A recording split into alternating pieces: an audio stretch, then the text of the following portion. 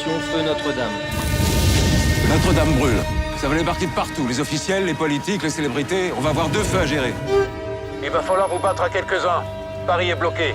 Feu de toiture. Poursuivons reconnaissance. Poursuivons reconnaissance, c'est pas bon.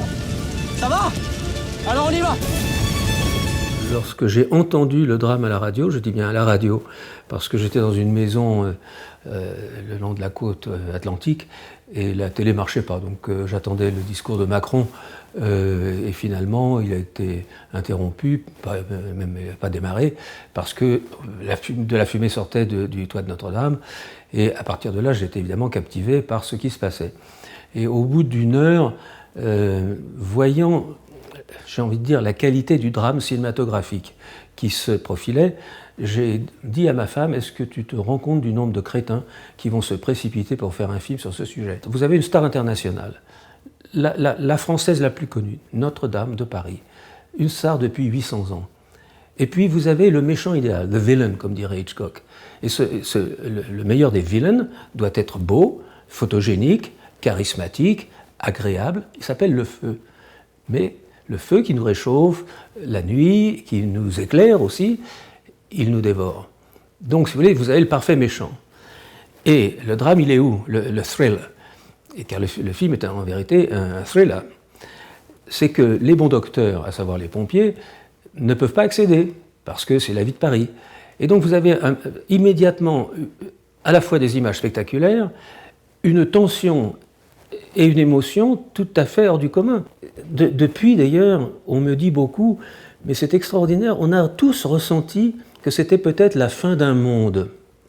Et évidemment, il n'y avait pas encore la guerre en Ukraine, il n'y avait pas encore cette hostilité, cette bascule du monde, mais on m'a beaucoup fait remarquer que, en fait, le fait de croire que la paix était là pour toujours, que Notre-Dame était là pour toujours, ben on ne se prépare pas au drame. Et c'est vraiment un drame de l'impréparation. La beauté, c'est que ça se termine très bien. À la demande de Jérôme Sédou, qui voulait savoir vers où je m'aventurais, c'était lui qui souhaitait produire le film, j'ai fait une structure. D'après les lectures que j'avais pu faire et les quelques rencontres avec des témoins ou des pompiers qui avaient été font partie de l'événement, j'ai écrit une structure d'une 40aine de pages que Jérôme Sédou a trouvé formidable. J'ai donc fait une deuxième version beaucoup plus scénarisée. Et c'est là où j'ai senti que j'avais le besoin d'un critique talentueux. Et donc c'est là où Thomas est intervenu. Et nous avons fait cette deuxième version ensemble. Et puis on a fait quelques retouches sur la troisième. Et j'ai terminé la quatrième, la cinquième tout seul. J'ai été très aidé par les pompiers qui m'ont fait confiance et qui m'ont, j'ai envie de dire, craché le morceau. Ainsi que les gens qui travaillaient à la cathédrale, les ouvriers, tout le monde a été d'une grande ouverture. Je crois que les gens avaient envie de me dire ce qui n'avait pas marché, pourquoi cet événement avait bouleversé leur vie. C'était tout ça très touchant. Et j'ai acquis au cours de ces interviews beaucoup de respect, quasiment émerveillé, par rapport aux pompiers, les avoir vus travailler, les avoir compris que tous les jours, c'est des gens qui risquent leur vie pour sauver la vie des autres. Et là, ils ont risqué leur vie pour sauver des pierres. J'ai fait un plongeon dans un monde de la générosité, de l'humilité, et ça fait du bien dans une période où les gens se haïssent. Donc j'étais très heureux de cette expérience.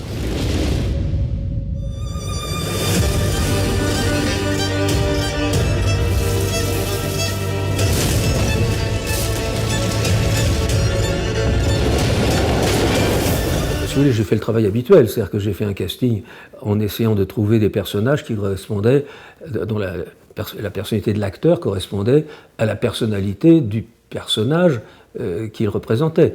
Très souvent, d'ailleurs, j'ai pris des gens qui, même physiquement, se ressemblaient. Parce que ce qui est important dans un film comme ça, où j'ai beaucoup de personnages, c'est qu'il faut qu'on les reconnaisse immédiatement. Or, reconnaître des gens avec un costume, un uniforme de pompier, c'est compliqué. Donc, il fallait prendre des physiques suffisamment puissants pour qu'on les reconnaisse. En plus de ça, Si vous voulez, il n'était pas question de prendre des vrais pompiers. Il y en a quelques-uns sur des spécialités très particulières qui étaient les vrais pompiers et qui ont travaillé dans le film, mais la plupart sont des acteurs parce qu'il ne s'agit pas de faire un documentaire, mais un film qui parle de leurs émotions, et ça c'est le travail des acteurs.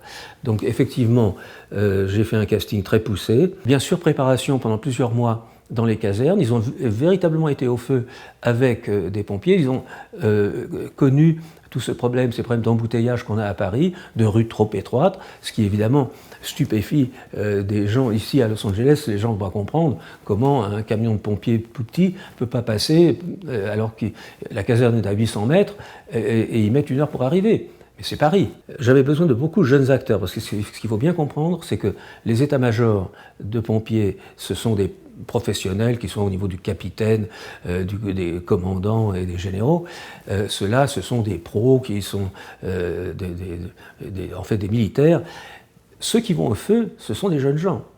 Et c'était un symbole qui me plaisait beaucoup. Ce sont des jeunes gens qui ont sauvé cette vieille cathédrale. Je crois qu'on peut y arriver, mon général. Avec mes hommes, on se porte volontaire. On a demandé des gens supplémentaires et du renfort. Il n'y aura pas de renfort. Ce que j'ai fait, c'est que j'avais à ma disposition ce que tout le monde a vu, c'est-à-dire les images des télévisions, mais j'ai passé un message sur Internet pour demander aux vidéastes amateurs ou à certains professionnels qui avaient tourné Le Vrai Incendie de me communiquer leurs vidéos. On en a reçu 6 000 la première semaine et 35 000 au bout du compte. Donc pendant tout un été, j'ai une équipe qui a sélectionné tout ça, et moi je n'ai même pas vu ces images-là. Moi j'avais suffisamment d'informations des pompiers qui étaient sur le coup pour qu'ils me disent exactement ce qu'ils avaient fait et comment il fallait faire. Donc j'ai tourné, j'ai envie de dire la fiction, avant de l'accrocher aux images qu'on fournissait. Je ne voulais pas prendre des images anciennes auxquelles j'aurais rajouté du feu. J'ai évité tous les ajouts numériques. Je suis fondamentalement contre dans des utilisations comme ça. Autant je suis très à l'aise avec le numérique pour des ajouts ou pour faire disparaître des caméras que j'aurais disposées dans le champ. Tout ça c'est formidable. Mais pour que les acteurs aient véritablement le sentiment de l'action qu'ils sont supposés vivre, je ne veux pas les mettre devant un fond bleu en leur disant les cocos, c'est comme si c'était chaud là. Et puis le bâton que vous avez dans les mains, c'est comme si c'était un tuyau, puis il y a de la pression, alors vous faites comme ça quand vous l'ouvrez. Là, ils perdent tout leur talent à faire semblant. Alors que vous les mettez devant un feu à 800 degrés, avec une eau sous pression et la chaleur qui les environne, c'est pas la peine que je leur rappelle qu'il fait chaud. Et du coup, ils jouent bien la scène, vous voyez, ils jouent bien le rôle dans leur cœur. Ils jouent la crainte, la peur, la détermination.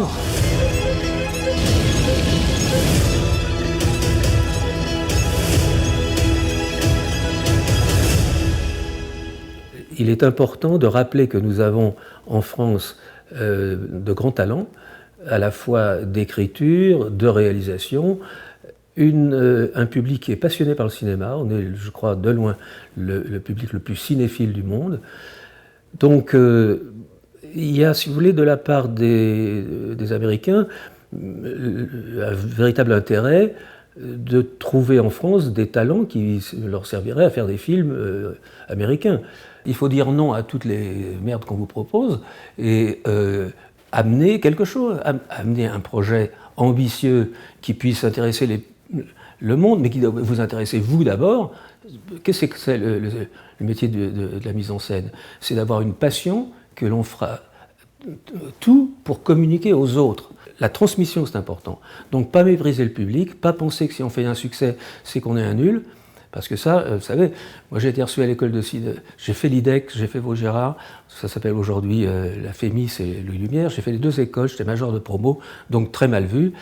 Et on m'avait demandé de consacrer une semaine pour parler de mon expérience. À l'époque, j'avais 7 ans au Tibet. Donc j'étais revenu spécialement en France pour ça. J'arrive à l'école, à la FEMIS, il y avait des photos de moi, comme ça, assez grandes. Il y avait marqué en rouge, anneau égale succès égale danger. Quand je suis arrivé dans l'Audi, je me suis fait huer. Parce que commerçant, tu prends des nuls, des célébrités comme Brad Pitt. Je leur dis, mais chers amis, si vous voulez pas prendre Brad Pitt, si lui veut faire votre film et que vous le refusez, c'est votre droit. Mais ça a été tellement houleux qu'au bout de 5 minutes, j'ai pris mon sac, je suis parti. Ils m'ont dit, t'as pas le droit, t'es payé. Alors j'ai dit, non, je suis pas payé, j'ai le droit de foutre le camp. Donc si vous voulez, moi j'ai vécu ça. Alors qu'ici, c'est tout le contraire. C'est-à-dire que quand je fais un masterclass dans les prestigieuses écoles de cinéma ici, les gens sont d'une gentillesse mais extraordinaire. Je pense que le public est plus intelligent que les cinéastes. Voilà. Donc je pars déjà de ça. Et puis, si vous voulez, il y a un problème de responsabilité vis-à-vis de ces producteurs. Je souhaite garder mes budgets. Oui, c'est cher, mais je ne dépasse pas. En tout cas, je me bats pour ne pas dépasser. Donc, si vous voulez, j'essaye d'associer ma liberté artistique avec le respect des règles industrielles. Ah, il a dit industriel, mais c'est pas un artiste. Alors non, je ne suis pas un artiste, je suis un vulgaire commerçant qui fait les films de mon cœur.